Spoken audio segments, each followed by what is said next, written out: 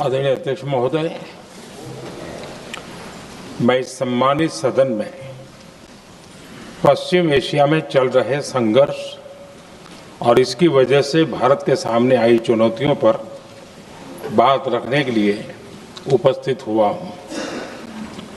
इस समय पश्चिमी एशिया की हालत चिंताजनक है।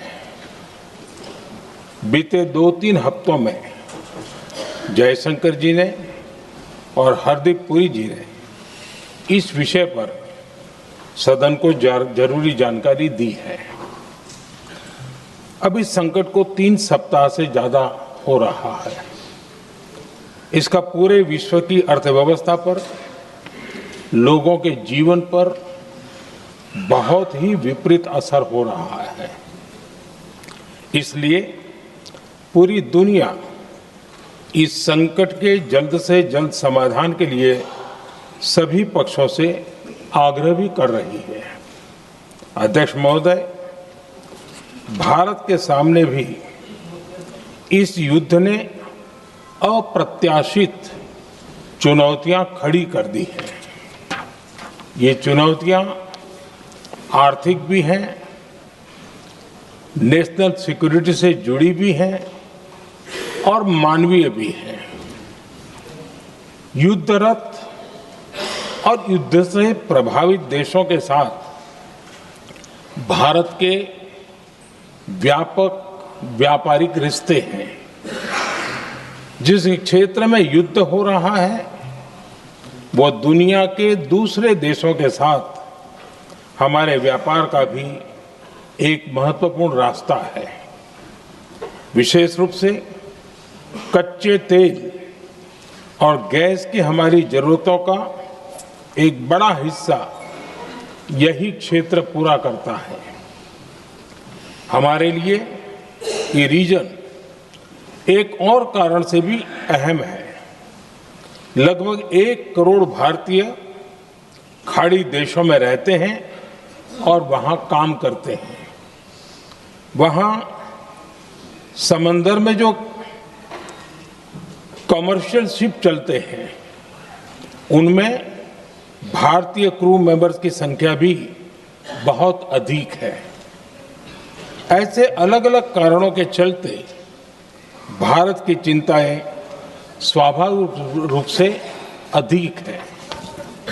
इसलिए ये आवश्यक है कि भारत की संसद से इस संकट को लेकर एक मत और एकजुट आवाज दुनिया में जाए।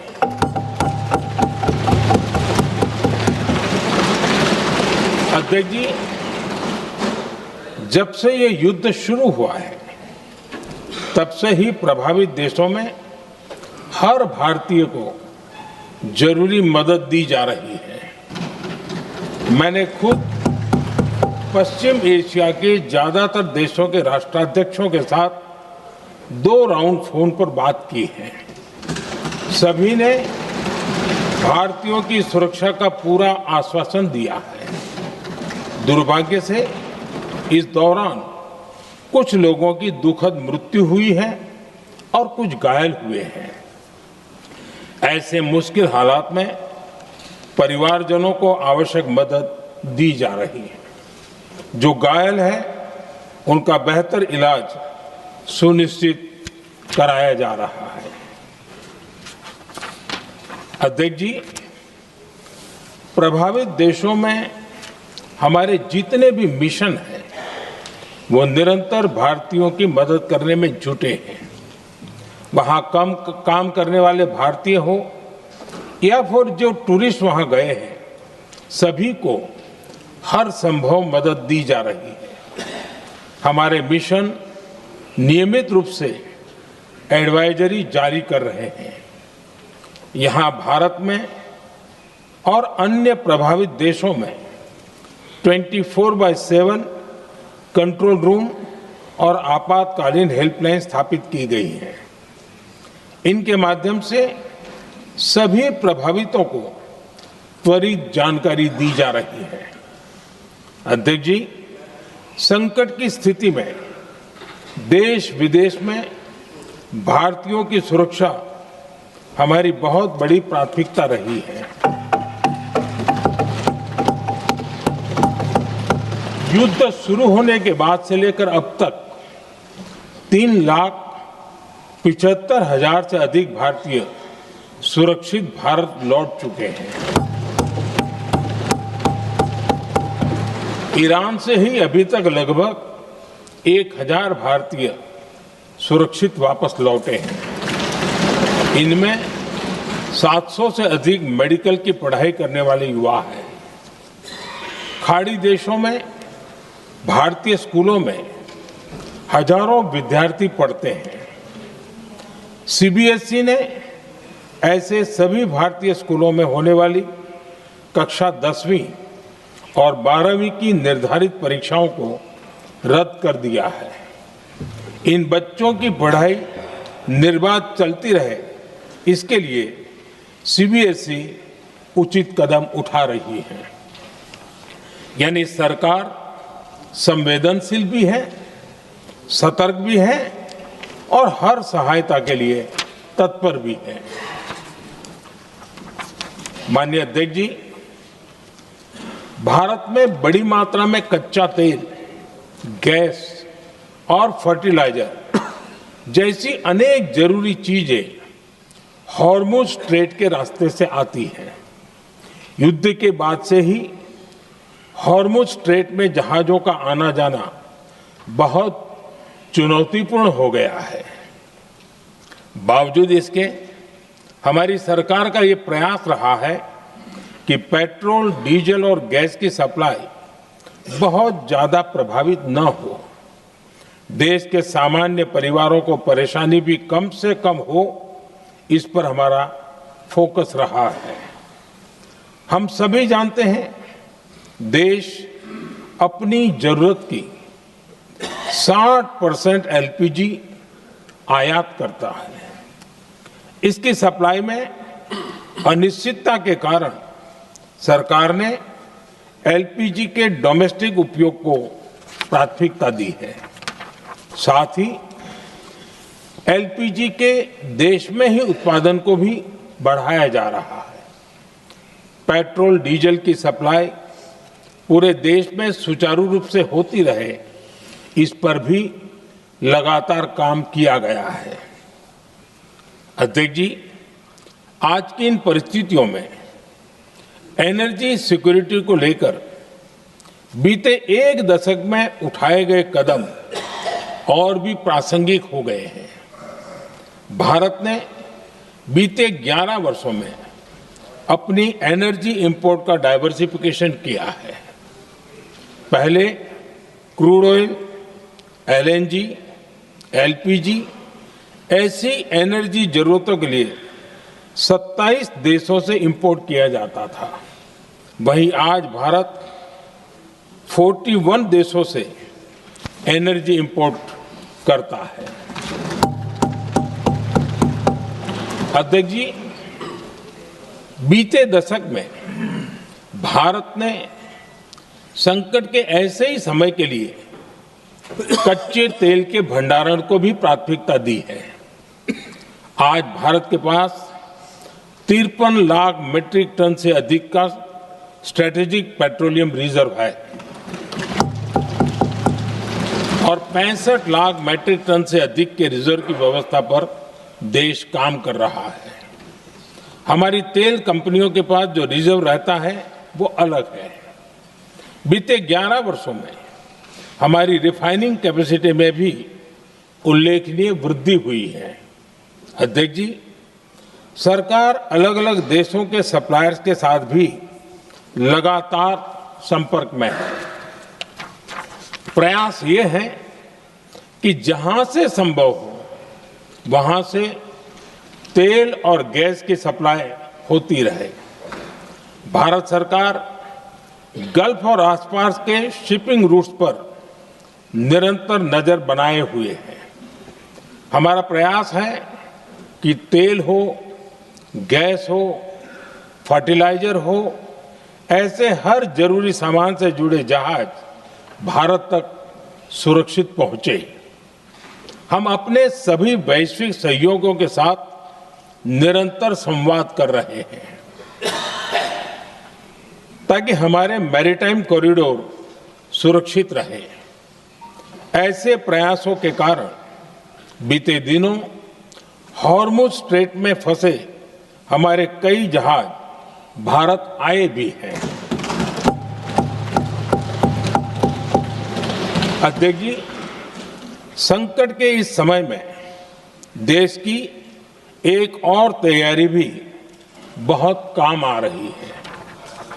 पिछले 10-11 साल में इथेनॉल के उत्पादन और उसकी ब्लेंडिंग पर अभूतपूर्व काम हुआ है। एक दशक पहले तक देश में सिर्फ 1-1.5% इथेनॉल ब्लेंडिंग कैपेसिटी थी। आज हम पेट्रोल में 20% इथेनॉल ब्लेंडिंग के करीब पहुंच रहे हैं। इसके कारण प्रति वर्ष करीब 4.5 करोड़ बैरल कम ऑयल इंपोर्ट करना पड़ रहा है। ऐसे ही रेलवे के बिजलीकरण से भी बहुत बड़ा फायदा हो रहा है। अगर रेलवे का इतना बिजलीकरण न होता तो हर साल करीब 180 करोड़ लीटर डीजल अतिरिक्त लगता। ऐसे ही हमने मेट्रो का नेटवर्क बढ़ाया है। 2014 में जहां देश में मेट्रो नेटवर्क 250 किलोमीटर से भी कम था, आज ये बढ़कर करीब 1100 किलोमीटर हो गया है। हमने इलेक्ट्रिक मोबिलिटी पर बहुत अधिक बल दिया। केंद्र सरकार ने राज्यों को 15,000 इलेक्ट्रिक बसें चलाने के लिए दी हैं। आज जिस स्केल पर वैकल्पिक ईंधन पर काम हो रहा है, उससे भारत का भविष्य और सुरक्षित होगा।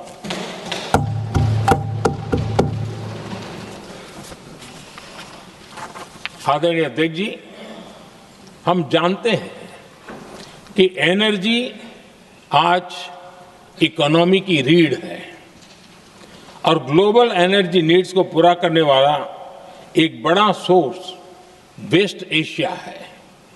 स्वाभाविक है कि दुनिया भर की अर्थव्यवस्था वर्तमान संकट से प्रभावित हो रही है और भारत पर इसका कम से कम दुष्प्रभाव हो, इसके लिए निरंतर प्रयास किए जा रहे हैं। सरकार इसके शॉर्ट टर्म, मीडियम टर्म और लॉन्ग टर्म ऐसे हर असर के लिए एक रणनीति के साथ काम कर रही है। आज भारत की इकोनॉमी के फंडामेंटल्स मजबूत है। इससे भी देश को बहुत मदद मिली है। हम हर सेक्टर के स्टेक होल्डर्स के साथ चर्चा कर रहे हैं। जहां भी जरूरत है उस सेक्टर को आवश्यक सपोर्ट दिया जा रहा है। भारत सरकार ने एक इंटर मिनिस्ट्रियल ग्रुप भी बनाया है। ये ग्रुप हर रोज मिलता है और हमारे इंपोर्ट एक्सपोर्ट में आने वाली हर दिक्कत का आकलन करता है और ये ग्रुप आवश्यक समाधान पर भी निरंतर काम करता है। मुझे पूरा भरोसा है कि सरकार और इंडस्ट्री के साझा प्रयासों से हम परिस्थितियों का बेहतर सामना कर पाएंगे। माननीय अध्यक्ष जी, एक बड़ा सवाल ये है कि युद्ध का खेती पर क्या प्रभाव होगा। देश के किसानों ने हमारे अन्न के भंडार भर रखे हैं, इसलिए भारत के पास पर्याप्त खाद्यान्न है। हमारा ये भी प्रयास है कि खरीफ सीजन की ठीक से बुआई हो सके। सरकार ने बीते सालों में आपात स्थिति से निपटने के लिए खाद की पर्याप्त व्यवस्था भी की है। अतीत में भी हमारी सरकार ने दुनिया के संकटों का बोझ किसानों पर नहीं पड़ने दिया था। कोरोना और उस समय के युद्धों के दौरान उस समय भी ग्लोबल सप्लाई चेन में डिस्ट्रप्शन आ गई थी। दुनिया के बाजार में यूरिया की एक बोरी 3,000 रुपये तक पहुंच गई, लेकिन भारत के किसानों को वही बोरी 300 रुपये से भी कम कीमत में उपलब्ध कराई गई।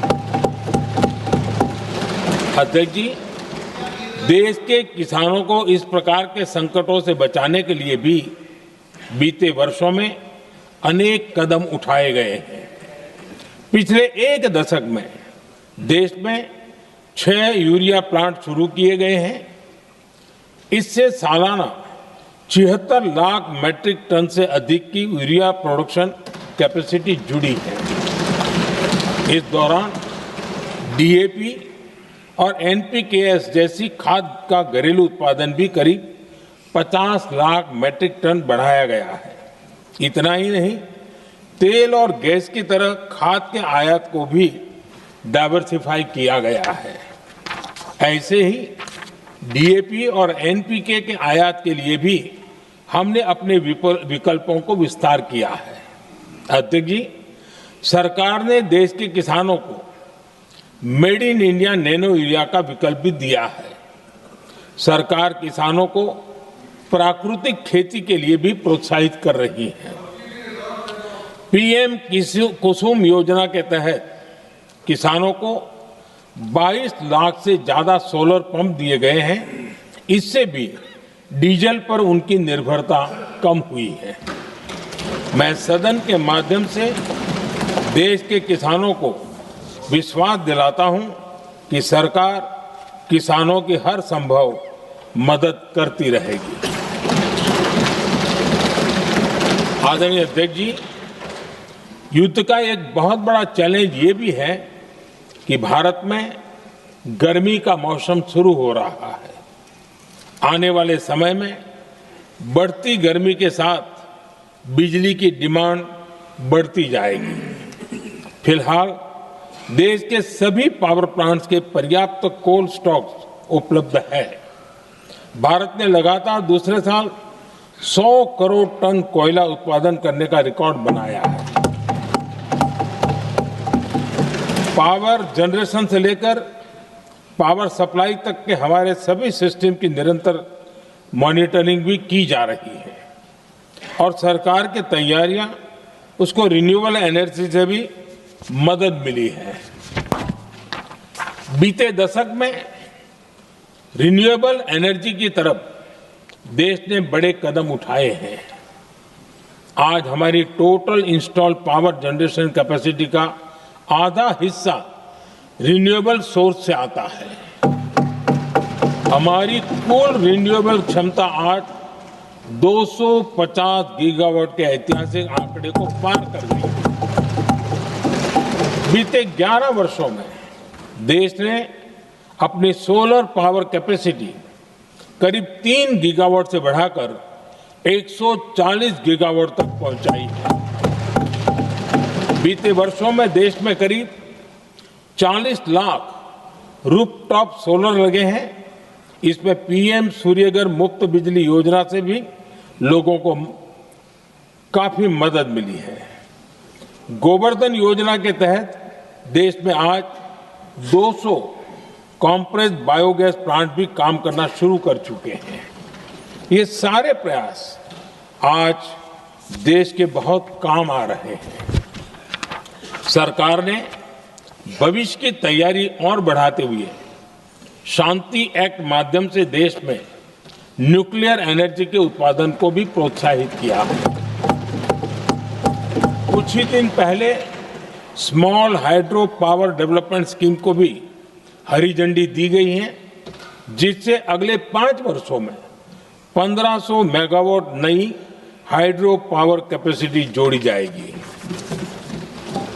आदरणीय अध्यक्ष जी, जहां तक डिप्लोमेसी की बात है, भारत की भूमिका स्पष्ट है।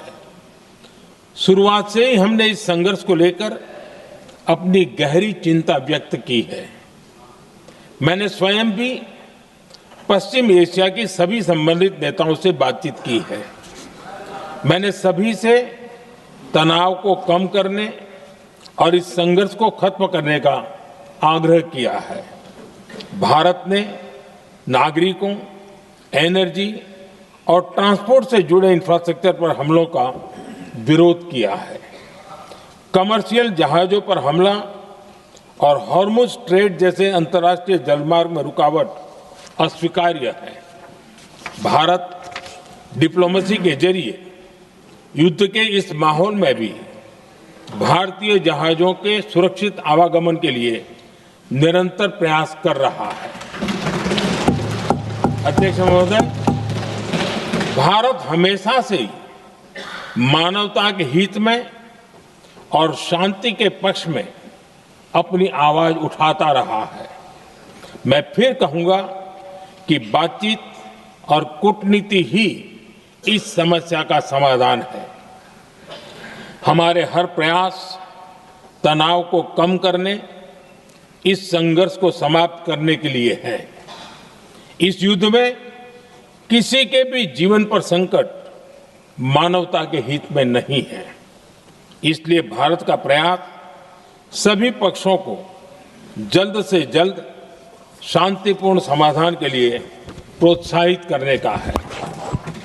अध्यक्ष जी, जब ऐसे संकट आते हैं तो कुछ तत्व इसका गलत फायदा उठाने की कोशिश भी करते हैं। इसलिए कानून व्यवस्था सुनिश्चित करने वाली सभी एजेंसियों को अलर्ट पर रखा गया है। कोस्टल सिक्योरिटी हो, बॉर्डर सिक्योरिटी हो, साइबर सिक्योरिटी हो, स्ट्रेटेजिक इंस्टॉलेशंस हो, सबकी सुरक्षा को और मजबूत किया जा रहा है। अध्यक्ष जी, इस युद्ध के कारण दुनिया में जो कठिन हालात बने हैं, उनका प्रभाव लंबे समय तक बने रहने की आशंका है। इसलिए हमें तैयार रहना होगा, हमें एकजुट रहना होगा।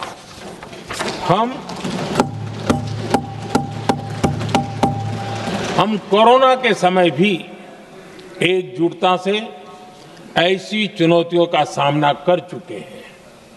अब हमें फिर से उसी तरह तैयार रहने की आवश्यकता है।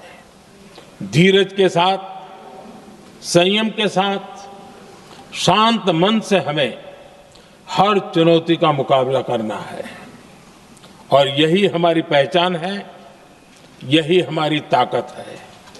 और हां, हमें बहुत सावधान और सतर्क भी रहना है। हालात का फायदा उठाने वाले झूठ फैलाने का प्रयास करेंगे, ऐसे लोगों की कोशिशों को सफल नहीं होने देना है।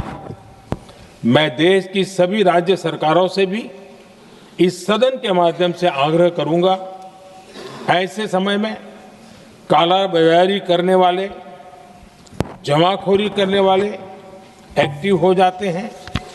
इसके लिए कड़ी मॉनिटरिंग जरूरी है। जहां से भी ऐसी शिकायतें आती हैं, वहां त्वरित कार्रवाई होनी चाहिए। देश की हर सरकार और देश का हर नागरिक जब मिलकर चलेंगे तो हम हर चुनौती को चुनौती दे सकते हैं। इसी आग्रह के साथ मैं अपना वक्तव्य समाप्त करता हूं। बहुत बहुत धन्यवाद।